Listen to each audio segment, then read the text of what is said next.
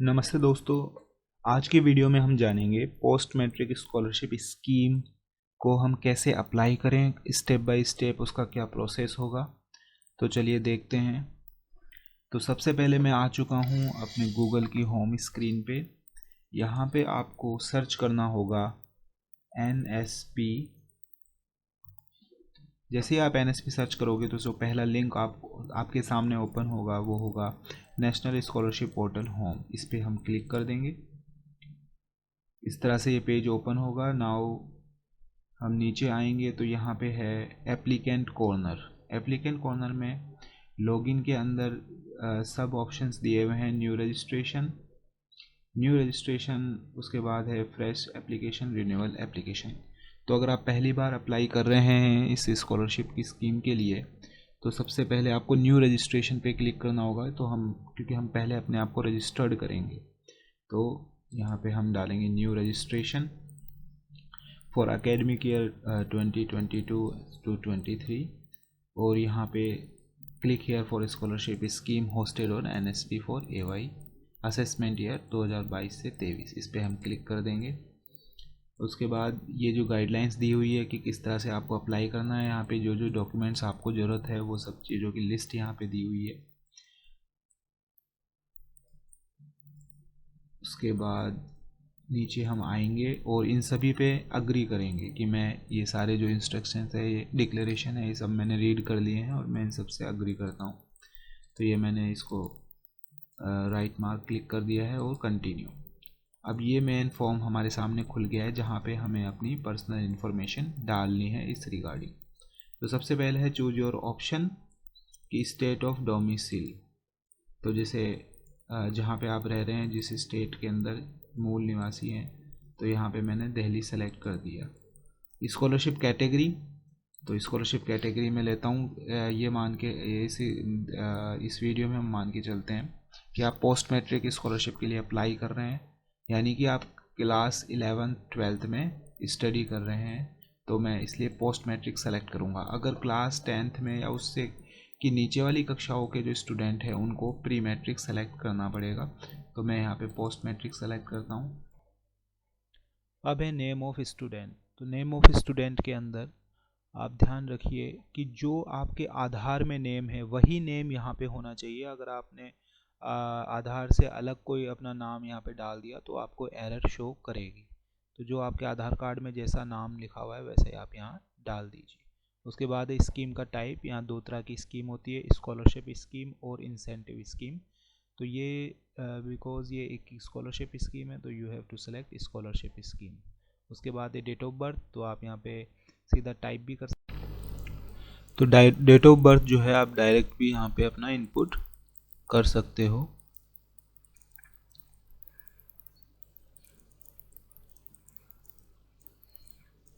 उसके बाद है जेंडर। इसमें आप अपना जेंडर सेलेक्ट कर सकते हो, मेल फीमेल। तो मैंने यहाँ फीमेल सेलेक्ट किया है, जो फीमेल स्टूडेंट है। उसके बाद है मोबाइल नंबर। मोबाइल नंबर आप अपना ध्यान से भरें क्योंकि सारे जो भी आपके ID एंड पासवर्ड होंगे वो मोबाइल नंबर पे ही आपको रिसीव होंगे और ये कंपलसरी फील्ड है। तो मोबाइल नंबर ध्यान से फिल करें, एक्टिव मोबाइल नंबर ही डालें। उसके बाद ईमेल आईडी जो है कंपलसरी नहीं है, क्योंकि देखो जिस भी कॉलम में स्टार लगा हुआ है रेड कलर का वो कंपलसरी है, वो आपको डालना है। तो ईमेल आईडी अगर है तो आप डाल सकते हो, अगर नहीं भी है तो कोई दिक्कत नहीं है। उसके बाद है bank IFSC code. Bank IFSC code आपको बहुत ही ध्यान से फिल करना है, क्योंकि एक भी लेटर आपने गलत टाइप किया तो फिर आपका जो स्कॉलरशिप अमाउंट है वो फिर आपके अकाउंट में नहीं आ पाएगा। तो अपनी पासबुक में से चेक करके या चेक बुक में से चेक करके ध्यान से उसको आप वेरीफाई करके ही लिखें। दोबारा एक कंफर्म भी करवा रहा है आपसे, तो एक बार वैसे दो बार आपसे टाइप इसीलिए करवाता है ताकि आप कोई गलती ना करें। इसी तरह से बैंक अकाउंट नंबर इसमें आपको फिल करना है नेक्स्ट कॉलम में। तो बैंक अकाउंट नंबर भी काफ़ी ध्यान से देख करके आप इसमें फिल करें। अपने पासबुक में से देखें बैंक अकाउंट नंबर को और फिर इसमें डालें। इसी तरह से कंफर्म करना है बैंक अकाउंट को जो आपने डाला है। देखिए जैसे आप बैंक का IFSC डालेंगे तो ये बैंक का नाम अपने आप ही उठा लेता है। उसके बाद है आइडेंटिफिकेशन डिटेल यानी पहचान का विवरण। तो इसके अंदर जो ऑप्शंस गिवन है उसमें आपको आधार चूज़ करना है। अगर आधार नहीं है, आपने जस्ट अभी एनरोल किया है, तो आधार एनरोलमेंट ID, और अगर वो भी नहीं है तो बैंक अकाउंट। लेकिन ज़्यादातर केसेस में आधार सबका बना हुआ है, अब सभी ने आधार बनवा लिया है, तो इसलिए आधार ही आप सेलेक्ट करें और आधार अपना नंबर इसमें डाल दें। तो मैंने यहाँ अपना जो स्टूडेंट है उसका आधार नंबर डाल दिया है। आधार नंबर भी बिल्कुल सही होना चाहिए आपका, वो भी ध्यान से डालें। उसके बाद है captcha code, please check Aadhaar is linked with account. तो ये इतना कोई ज़रूरी नहीं है आपको क्लिक करने की, इसको आप रहने दें। डायरेक्ट आप कैप्चा कोड पे आए। कैप्चा कोड देखें, अगर आपको समझ में नहीं आ रहा है एक भी लेटर तो इसको रिफ़्रेश कर दें। रिफ़्रेश करने से क्या होगा, आपको नया कैप्चा मिलेगा। और इस तरह से अगर आपको उसमें भी दिक्कत आ रही है तो फिर रिफ़्रेश कर दें। अब ये मुझे सही दिख रहा है, इसमें सारे कैरेक्टर मुझे विजिबल हो रहे हैं, इसलिए मैं इसी को फाइनल करता हूँ और इसको मैं ध्यान से। इसमें आपको देखिए केस सेंसिटिव है, तो अगर कैपिटल है तो कैपिटल टाइप करना है, स्मॉल है तो स्मॉल टाइप करना है। ये करने के बाद फिर ये सभी चेक मार्क कर दीजिए। ये टर्म एंड कंडीशंस के बारे में है कि सब आपने पढ़ लिया है, ढंग से आपने अपनी इन्फॉर्मेशन डाल दी है, और रजिस्टर कर दीजिए। रजिस्टर पे क्लिक कीजिए। For the first time login OTP by NSP on the above provided mobile number will be required। ठीक है, तो जो भी आपने पहले जो मोबाइल नंबर दिया है उसके ऊपर ही क्या आएगा, आपका OTP आएगा। तो ये रजिस्टर पे कर दीजिए। रजिस्टर पे जैसे ही क्लिक करोगे तो आप अब रजिस्टर्ड हो चुके हो। ये आपका स्टूडेंट एप्लीकेशन ID है DL2022 वाला। इसको बहुत ही आप ध्यान से कहीं भी अपना लिख लीजिए, इसको स्टोर करके। वैसे ये आपको अपने मोबाइल नंबर पर भी मिल जाएगा मैसेज के अंदर, और इसके साथ ही एक पासवर्ड भी मिलेगा। जो फर्स्ट टाइम जो पासवर्ड आता है पोर्टल की तरफ से, वो आपका डेट ऑफ बर्थ ही होता है। जो भी आपका डेट ऑफ बर्थ होता है वो क्या होता है, पासवर्ड होता है। और ये आपकी ID है, तो ID और पासवर्ड से ही आप क्या करोगे, लॉगिन करोगे। तो इसलिए बहुत इंपॉर्टेंट है, इसको आप अपना संभाल के लिख करके रख लीजिए। और मोबाइल में भी सेव आ जाता है, ये मैं इनबॉक्स में आप चेक करोगे तो आपको मिल जाएगा। उसके बाद है कंटिन्यू, क्योंकि अभी तक आपका प्रोसेस हुआ है रजिस्टर करने का, कि आपने रजिस्ट्रेशन कंप्लीट कर ली और आपकी एक रजिस्ट्रेशन ID जनरेट हो गई। अब हम करेंगे कंटिन्यू पे क्लिक। कंटिन्यू पे क्लिक करते देखिए आपके सामने एक पेज खुल गया जिसमें आपसे लॉगिन करवाया जा रहा है, लॉगिन फॉर फ्रेश एप्लीकेशन। अब इसमें एक लॉगिन फॉर फ्रेश एप्लीकेशन के लिए दो चीज़ आपको चाहिए, एप्लीकेशन ID और पासवर्ड। तो जो एप्लीकेशन ID आपको अपने मोबाइल के SMS पे मिली है और जो आपने लिखी है अभी जस्ट, वो आप एप्लीकेशन ID यहाँ पे पूरा टाइप करोगे, जो कि DL से स्टार्ट होती है, क्योंकि आपने जो स्टेट है वो दिल्ली सेलेक्ट किया है इसलिए DL है। तो DL2022 जो भी आपका ID है वो आप लिखिए इस पर। एंड पासवर्ड भी, पासवर्ड क्या बताया था, जो फर्स्ट टाइम जो पासवर्ड मिलेगा आपको मैसेज के थ्रू, वो ज़्यादातर जनरली केसेस में अभी तक जो आ रहा है वो डेट ऑफ बर्थ ही होती है। तो जो भी डेट ऑफ बर्थ है उसको आप टाइप कर दीजिए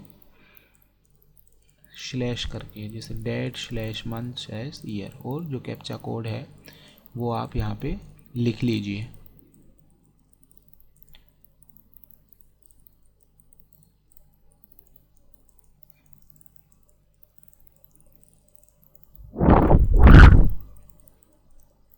जो भी कैप्चा कोड है वो आपने लिख लिया।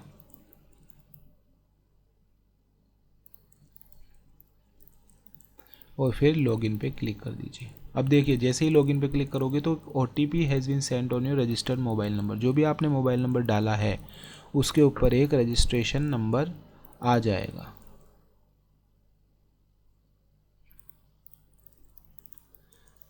तो वो जो रजिस्टर्ड मोबाइल नंबर है उस पर जो OTP आपका आया है वो आपको डाल देना है और क्लिक कर देना है। अब देखिए चेंज पासवर्ड, क्योंकि पहले जो पासवर्ड था वो आपका पोर्टल ने बना के दिया था, लेकिन वो पासवर्ड सेफ़ नहीं है, क्योंकि हर कोई आपका ID और पासवर्ड पे डेट ऑफ बर्थ डाल के वो चेंज कर लॉगिन कर सकता है।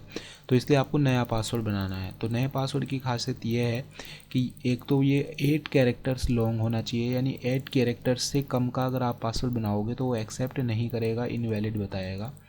तो फर्स्ट चीज़ 8 कैरेक्टर्स का होना चाहिए। सेकंड है एटलीस्ट 1 अल्फ़ाबेट, यानी उस पासवर्ड में एक अल्फ़ाबेट आपका होना चाहिए, मिनिमम 1 अल्फ़ाबेट उसमें होना चाहिए। और 1 न्यूमेरिक वैल्यू भी होनी चाहिए, 0 to 9 तक एक न्यूमेरिक वैल्यू होनी चाहिए।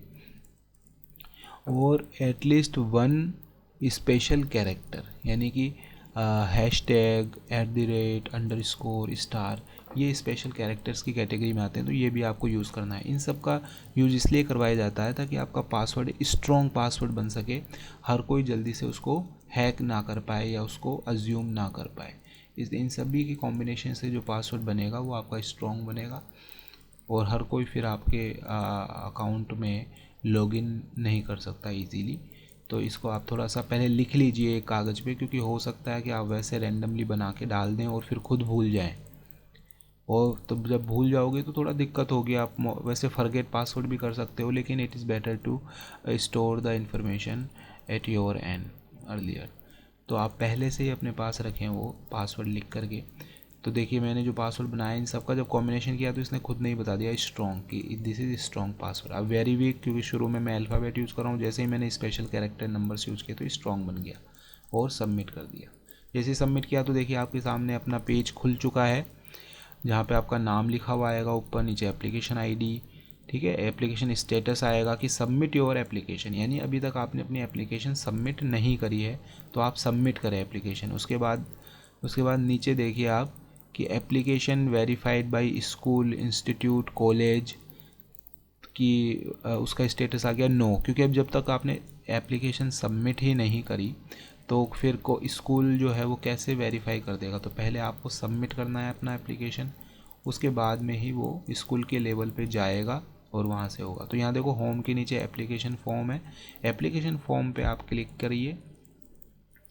उसके बाद लिंक डिजी लॉकर, ये अलग एक फीचर है, इस पर आप ध्यान ना दें। एप्लीकेशन फॉर्म अभी ज़रूरी है।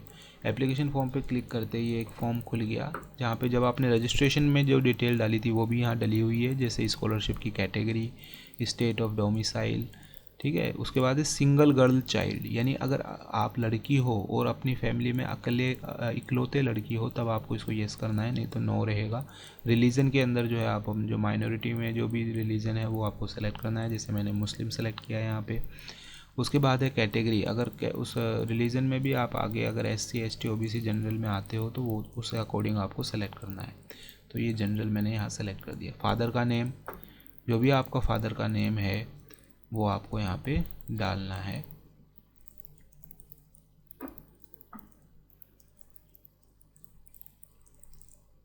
और मदर का नेम डाल दीजिए। एनुअल फैमिली इनकम, ये बहुत ज़रूरी है, क्योंकि जैसे पोस्ट मैट्रिक स्कॉलरशिप स्कीम है उसके लिए आपकी जो इनकम लेवल है वो 2 लाख से कम का होना चाहिए, और जो प्री मैट्रिक है उसके लिए 1 लाख से कम का होना चाहिए। तो यहाँ पे जो भी है आप ध्यान से डालिए, क्योंकि उसी का ही इनकम सर्टिफिकेट आपको अटैच करना पड़ेगा इसके साथ में, जो SDM ऑफिस से बनता है। तो इसलिए वही इनकम डालनी है सेम जिसका आप इनकम सर्टिफिकेट बनाओगे।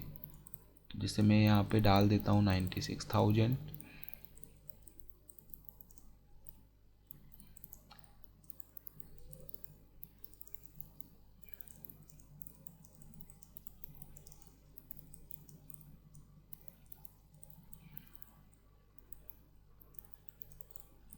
ओके, उसके बाद है डे स्कॉलर हॉस्टलर। तो अगर आप हॉस्टल में रहते हो, स्कूल कैंपस में ही जो हॉस्टल होता है या इंस्टीट्यूट में हॉस्टल होता है, अगर वहाँ रहते हो तो हॉस्टलर सेलेक्ट कर।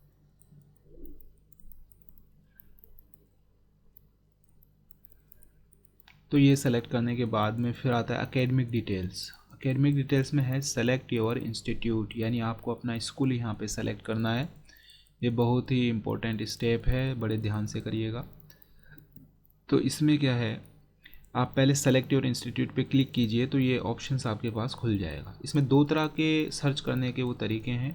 पहला तरीका है ऊपर वाला, और नीचे वाला है कि जिसमें आप एक स्कूल का डाइस कोड होता है उसको लेकर के आप डायरेक्ट सर्च कर सकते हैं।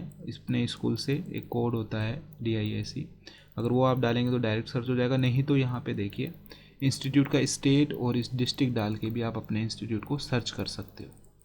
ये वाला जो नीचे वाला है एंटर डाइस तो ये यहाँ पे आप डालोगे तो उससे भी आप जो है बिल्कुल, इसमें क्या होगा ना कि आपका टाइम बच जाएगा, आपको बहुत फास्ट जो है अपना स्कूल मिल जाएगा, आपको सर्च नहीं करना पड़ेगा। एक कोड होगा जो आप यहाँ डालोगे और उससे आपको अपना स्कूल सर्च हो जाएगा। अब ये दूसरा तरीका है, क्योंकि लेकिन डाइस कोड सबको पता नहीं होता, तो यहाँ देखिए इंस्टीट्यूट स्टेट, तो इसमें आप अपना राज्य सेलेक्ट करो दिल्ली। उसके बाद है इंस्टीट्यूट डिस्ट्रिक्ट, जो भी इंस्टीट्यूशन का डिस्ट्रिक्ट यानी स्कूल किस डिस्ट्रिक्ट में आता है। दिल्ली के अंदर जो डिस्ट्रिक्ट है वेस्ट, तो जैसे ये वेस्ट डिस्ट्रिक्ट में स्कूल है मेरा स्टूडेंट का, तो ये वेस्ट, अब उस वेस्ट डिस्ट्रिक्ट के सारे स्कूल यहाँ पे आ गए। अब ये कई बहुत सारे हो सकते हैं, तो आपको एक एक करके सर्च करना पड़ेगा कि भाई आपका स्कूल कौन सा है इसमें से। तो उससे बचने के लिए यहाँ पे एक सर्च बॉक्स है, उसमें आप जो है अपने स्कूल से रिलेटेड जो भी वर्ड है, जैसे मान लो मेरा स्कूल हरिनगर एरिया के अंदर है, तो उसके एड्रेस में हरिनगर आएगा, तो मैं डालूँगा हरिनगर। अब हरिनगर से रिलेटेड जितने भी स्कूल हैं वो सब इसमें आ गए, जिनके नाम में हरिनगर लिखा हुआ आ रहा था। तो मेरा देखो 3rd नंबर पे ही जो स्कूल है ब्लॉक L हरिनगर, तो ये स्कूल मेरे स्टूडेंट का है, तो इसके अंदर मैं ये अप्लाई कर दूंगा। इसको मैं सेलेक्ट कर लूँगा। अब देखो आप अपने स्कूल की आईडी भी चेक कर सकते हो, इसमें लिखा हुआ आ रहा है 1514-022, तो आप एक बार कंफर्म कर लो कि यही स्कूल है आपका, क्योंकि अगर स्कूल आपने गलत सेलेक्ट कर लिया तो आपका फॉर्म रिजेक्ट हो जाएगा।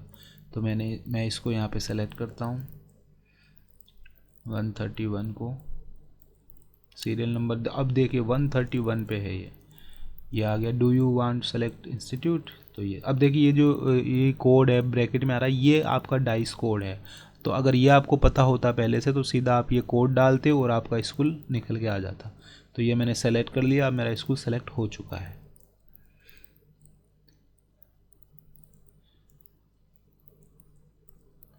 स्कूल को सेलेक्ट करने के बाद अब नीचे देखिए ये आ रहा है admission registration number, admission year, roll number और सेक्शन। अब ये थोड़ा सा ध्यान दीजिए कि इनके अंदर देखिए सब बाकी सब में स्टार लगा हुआ है, प्रेजेंट क्लास के आगे स्टार है, लेकिन इसके अंदर कोई भी स्टार लगा हुआ नहीं है। इसका मतलब ये आपको भरना कंपलसरी नहीं है। तो आप सीधा जो है अपना नीचे वाले जो देख रहे हो इन पे सब पे स्टार लगा हुआ है, लेकिन इन पे कोई स्टार रेड कलर का नहीं लगा हुआ। इट मीन्स कि अगर आपको पता है तो भर दीजिए, नहीं भी पता है तो चलेगा, आपका फॉर्म जो है रुकेगा नहीं। तो आप रहने दीजिए इसको, जब इसको कंपलसरी नहीं है तो आपको ज़रूरत नहीं है इसको भरने की।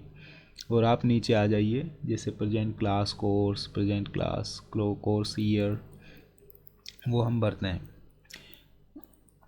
तो प्रेजेंट क्लास कोर्स है, इसमें आप जो भी आपकी क्लास है, जैसे इस मेरे वाले इस केस में स्टूडेंट की क्लास 12th है, तो मैं 12th सेलेक्ट कर दूंगा। और प्रेजेंट क्लास कोर्स ईयर, अब देखिए इसमें जो भी आपका आए, क्योंकि ये आपके हाथ में नहीं है, तो जो भी बाय डिफ़ॉल्ट जो भी खुल रहा है, जैसे 1 खुल रहा है तो मैंने 1 ही सेलेक्ट कर दिया। अगर कुछ और खुल रहा होता तो वो आप सेलेक्ट कर लें उस हिसाब से। मोड ऑफ स्टडी यानी स्टडी किस तरह की आप कर रहे हो, तो रेगुलर इसमें आएगी, regular full time. Present class start date यानी अभी जिस क्लास में आप हो उसकी जो स्टार्ट डेट है वो कब से स्टार्ट हुई क्लास, तो जनरली ये अप्रैल से शुरू होती है हमारी। तो मैं अप्रैल सेलेक्ट कर देता हूँ 1 अप्रैल। उसके बाद है प्रीवियस बोर्ड या यूनिवर्सिटी नेम, यानी पिछला जो आपने बोर्ड का एग्ज़ाम दिया वो कौन सा दिया, तो ऑब्वियसली है 12th में आप पढ़ रहे हो अभी तो 10th का ही दिया होगा। तो वो सर्च करना है कि 10th में कौन सा बोर्ड दिया, तो जनरली दिल्ली में सब CBSE बोर्ड देते हैं, तो मैं यहाँ सर्च करूँगा CBSE। सर्च करना बहुत ज़रूरी है, नहीं तो बहुत सारे बोर्ड की लिस्ट खुल जाएगी और आपको थोड़ा चूज़ करने में टाइम लगेगा। उसके बाद है प्रीवियस कोर्स, जब आप इसको ओपन करोगे तो देखो इसमें 11th कहीं भी ऑप्शन नज़र नहीं आ रहा आपके सामने। 12th में अगर आप हो तो प्रीवियस कोर्स वैसे 11th होना चाहिए, लेकिन यहाँ पे 11th नहीं है, तो आप 10th सेलेक्ट करो। और previous passing year, previous passing year में आप अपना 11th वाला ईयर ही डालिए इसके अंदर, तो वो है 2022 आएगा, जिसमें आपने पास की अपनी प्रीवियस क्लास। और प्रीवियस क्लास परसेंटेज, उसके बाद है प्रीवियस क्लास परसेंटेज, यानी 11th में जो आपकी परसेंटेज बनी वो आप यहाँ पे डाल दीजिए।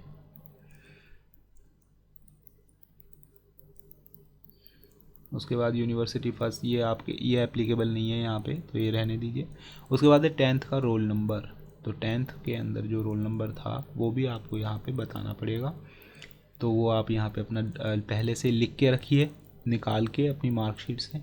उसके बाद कंफर्म करवा रहा है, सेम रोल नंबर ही आपको यहाँ वापस डालना है। उसके बाद है बोर्ड का नेम, बोर्ड का नेम वही CBSE आप सर्च करिए आ जाएगा। CBSE लिखते ही जो बोर्ड है वो आ जाएगा CBSE। वो सेलेक्ट कर लीजिए। ईयर ऑफ पासिंग, अब देखो 10th का है तो 10th की आपको पासिंग बतानी है कि कब आपने 10th पास की। तो ऑब्वियसली 2021 में आप पास करोगे उसको, तो यहाँ लिख दिए 2021। उसके बाद है 10th के मार्क्स कि 10th में आपके कितने मार्क्स बने, तो वो परसेंटेज में यहाँ लिख दीजिए। और 12th वाला आप एलिजिबल नहीं हो क्योंकि अभी तो 12th में ही हो आप, तो इसलिए देखो यहाँ पे कोई स्टार मार्क भी लगा हुआ नहीं आ रहा। उसके बाद है कॉम्पिटिटिव एग्ज़ाम क्वालिफाइड, अगर कोई कॉम्पिटिटिव एग्ज़ाम आपने क्वालिफाई की है तो आपको यहाँ फिल करना है।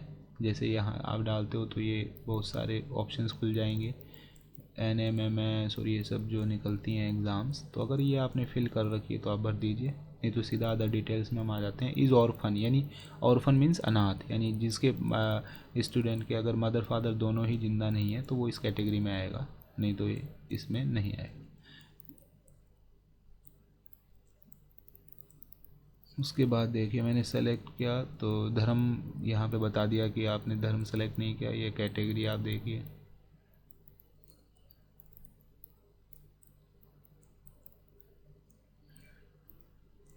अच्छा, फादर का नाम भी आपने सेलेक्ट वो फिल होने से रह गया था उस टाइम। कई बार क्या होता है इस सिस्टम में भी कई बार प्रॉब्लम आ जाती है, तो इसलिए एक बार सबमिट करने ये सब भरने के बाद में इज़ ऑर्फन, तो देखो इज़ ऑर्फन में क्या है कि अगर जिसके मदर एंड फादर दोनों जिंदा नहीं है तो ऑर्फन की कैटेगरी में आता है। तो यहाँ पे अगर मदर फादर जिंदा हैं, दोनों में से एक भी जिंदा है तो इसमें नो ही आएगा। गार्जियन नेम तो ये एलिजिबल नहीं है, अगर ऑर्फन में नो आ गया तो फिर ये कोई एलिजिबल नहीं है। इज़ डिसेबल्ड, डिसेबल्ड में कैटेगरी है, अगर आप डिसेबल हो तो आप येस सेलेक्ट करना है, नहीं तो नो सेलेक्ट करना है। फिर टाइप ऑफ डिसेबिलिटी, तो ये डिसेबिलिटी के टाइप हैं ब्लाइंडनेस, सेरिब्रल पाल्सी। अगर कोई स्टूडेंट डिसेबल है तो उसको अपनी कैटेगरी सेलेक्ट करनी पड़ेगी कि किस कैटेगरी में वो डिसेबल है। विकलांगता जो है वो किस कैटेगरी, कौन सी कैटेगरी की है, तो सेलेक्ट करनी पड़ेगी। तो यहाँ पे जो है जो स्टूडेंट है वो नो है, तो इसलिए कोई ज़रूरत नहीं है सब भरने की। उसके बाद है मैरिटल स्टेटस, उसमें आपको अपना मैरिड अनमैरिड जो भी है वो डालना है। तो जो भी आपका स्टेटस है आप यहाँ पे डाल सकते हो। पेरेंट्स प्रोफेशन, उसमें बताना है आपको अपने पेरेंट्स का क्या प्रोफेशन है, क्या वो करते हैं आजीविका के लिए। तो इसमें कई सारे ऑप्शंस आ रहे हैं, जैसे सेंट्रल अगर आर्म पुलिस फोर्स में तो आप सेलेक्ट कर सकते हो। तो यहाँ देखो मोस्ट ऑफ द केसेस जो है अदर्स ही आएगा, तो आप अदर्स सेलेक्ट कर लीजिए। अगर पर्टिकुलर आपको यहाँ कोई मिलता है तो वो आप सेलेक्ट कर सकते हैं, नहीं तो अदर्स सेलेक्ट कर सकते हैं। और IFSC कोड और बैंक अकाउंट नंबर जो आपने डाला था वो पहले से ही यहाँ पे फिल हो के आएगा आपका, जब रजिस्ट्रेशन के वक्त में आपने डाला था। Any of the parents not alive, तो ये नॉट एप्लीकेबल आएगा कि यानी कोई पेरेंट्स आपका अगर अलाइव नहीं है, जिंदा नहीं है, तब आप इसमें डाल सकते हो, नहीं तो आप छोड़ सकते हो इसको, इतना कुछ ज़रूरी नहीं है। देखिए इसमें करते याद है कि फादर और मदर डाइड, यानी फादर और मदर मतलब यानी या तो फादर या फिर मदर कोविड-19 की वजह से उनकी डेथ हो गई, दोनों में से एक की, या शहीद हो गए दोनों में से कोई भी फादर या मदर, तब आपको ये कैटेगरी सेलेक्ट करनी है। अगर इस कैटेगरी में आप नहीं हो, एलिजिबल नहीं हो, तो आप इसमें नॉट एप्लीकेबल ही सेलेक्ट करोगे।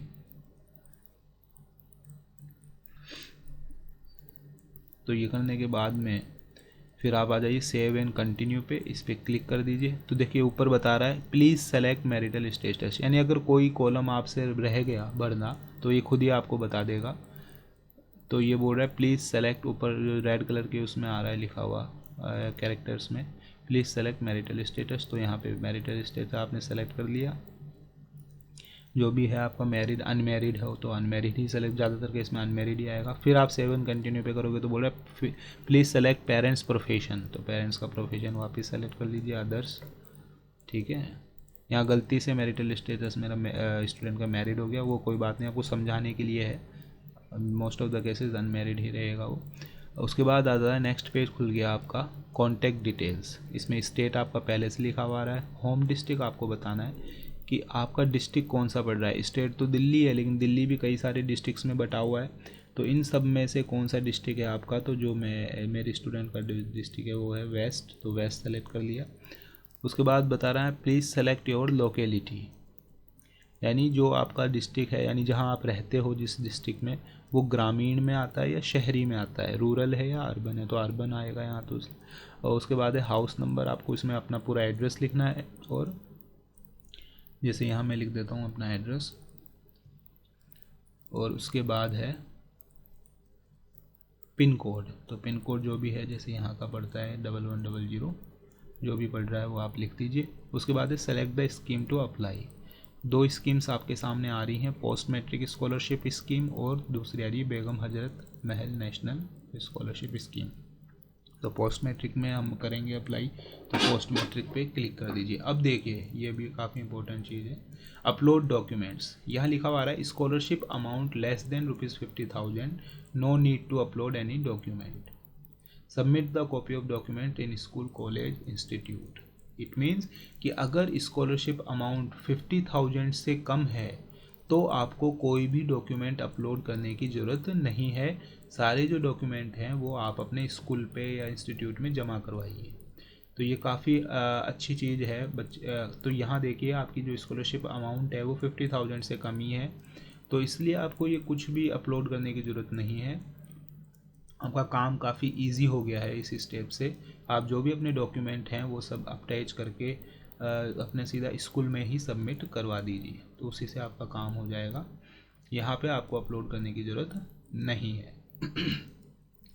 तो यहाँ फाइनल सबमिट कीजिए, फिर नीचे है फाइनल सबमिट करते ही ये देखिए आपका जो एप्लीकेशन फॉर्म है ये पूरा सबमिट हो चुका है।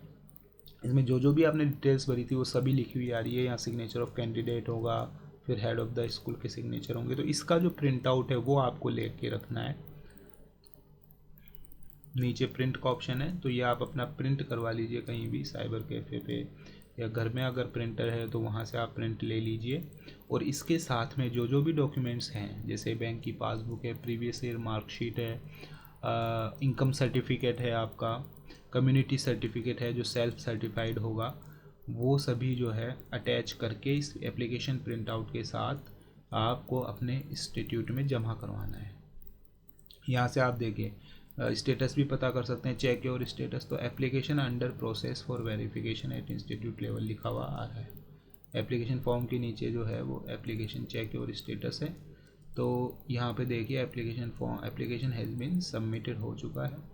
प्रिंट योर एप्लीकेशन, ये आप अपना लॉगिन करके कभी भी अपने एप्लीकेशन का प्रिंट आउट आप ले सकते हैं। अगर आप गलती से यहाँ भूल गए अभी तो बाद में भी ले सकते हो, जो आपके पास रजिस्ट्रेशन आईडी और जो पासवर्ड आपने बनाया है उससे लॉगिन करके आप कर सकते हो। तो अब मैं यहाँ से आप चेंज पासवर्ड भी कर सकते हो एनी टाइम। तो ये आपका कंप्लीट आप रजिस्ट्रेशन हो चुका है और अप्लाइड भी आपने कर दिया है। अब मैं यहाँ से लॉग आउट करता हूँ। आई होप आप सबको ये समझ में आया होगा। Thank you for watching this video.